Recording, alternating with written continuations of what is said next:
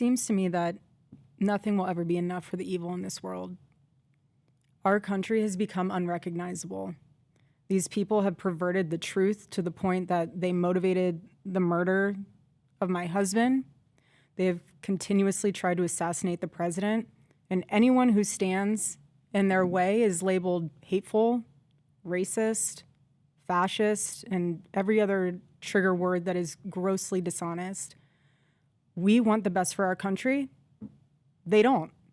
This is why Charlie started Turning Point USA in the first place. He didn't trust the radicalized liberal teachers. And this past Saturday, it was a school teacher, of all people, a school teacher, that attempted to change our history for the worst with bullets.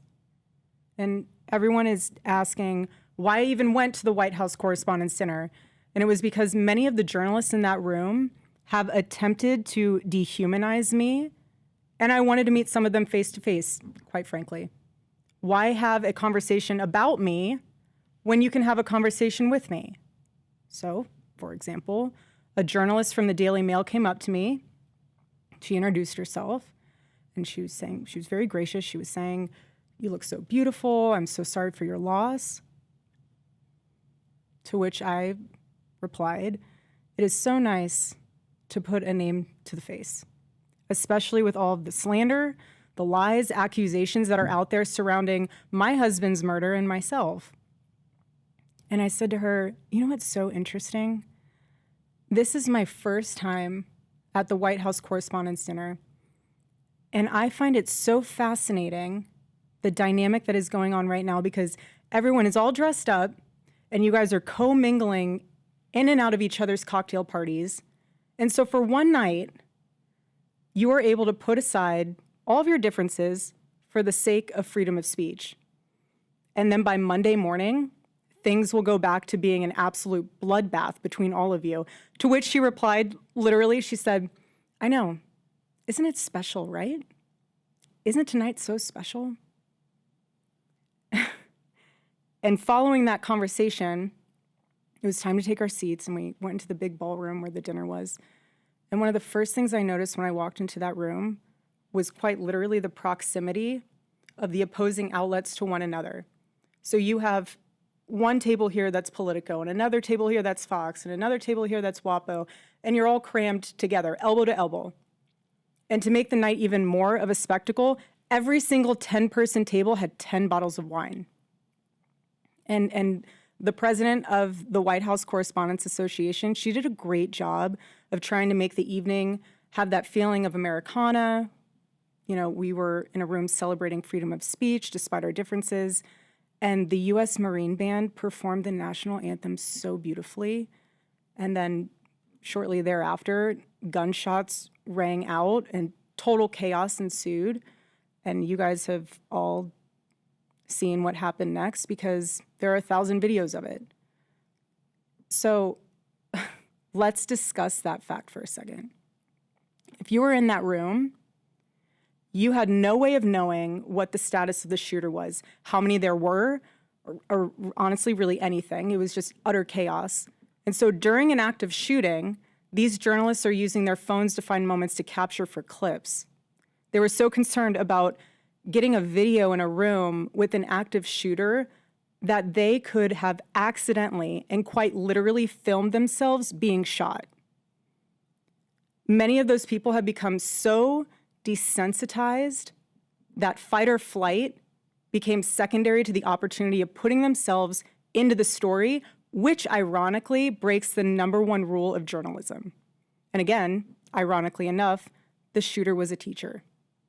You have these people who are supposed to be teaching our children the future of this country, and he's so unhinged that he is able to teach children by day and then attempt to murder the president of the United States by night. And in his manifesto, he starts by contextualizing himself by saying, "I am a citizen of the United States of America."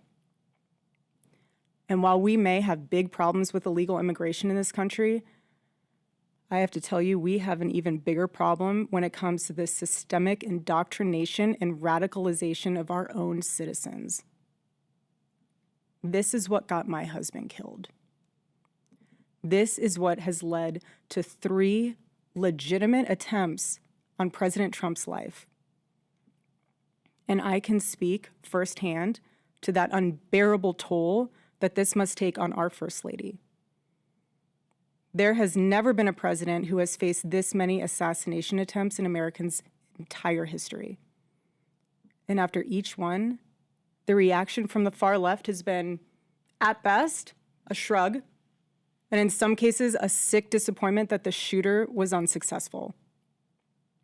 We are all human beings. And if you can just pause and just take a minute and ask yourself, how would you feel if even just one person made cruel jokes about the attempted murder of your loved one? That is what Jimmy Kimmel did to the First Lady. He said that she had the glow of an expected widow. The glow of an expected widow. Just 48 hours before that nightmare almost became a reality. In this culture we're living in, absorbs disagreement as a form of personal betrayal.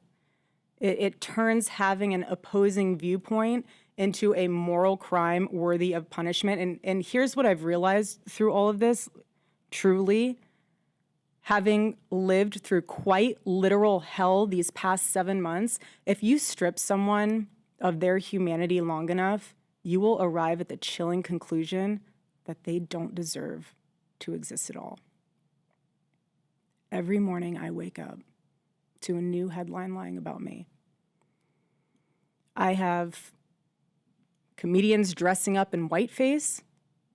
I have people saying I'm not fit to be CEO. And I have Candace Owens claiming I murdered my husband. And the list goes on and on and on.